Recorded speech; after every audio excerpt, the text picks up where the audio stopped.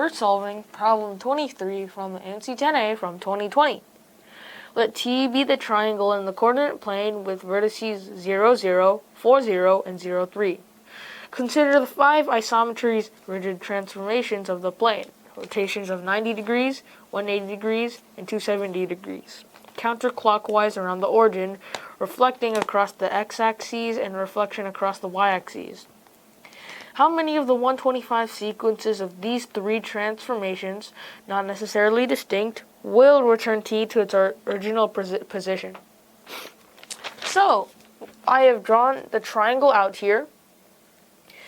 And let's just talk about the degrees rotation.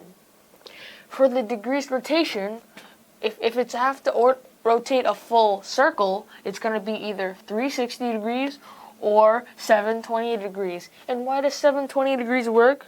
Well, if it's a sequence of 3 transformations and the max is 270, 270 times 3, since you do that 3 times, this is going to be 810. 810 degrees moved. And 720 is clearly less than 810 degrees, so that is why we can do that. Let's consider 360 degrees. What can we break it into threes? Well, the only thing we can break it up into is 90 plus 180. And these work. Now, there's only 3 ways to do this. And this is the end of case of 360 because this is the only way to have a sum of 3 degrees that's either 90, 80, or 270. Now let's consider 720 degrees. 720 degrees is going to be 270 degrees plus 270 degrees. That's 540 degrees plus 180 degrees.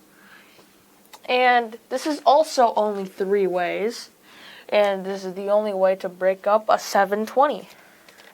So, we can sum these 2 up. 3 plus 3 is 6.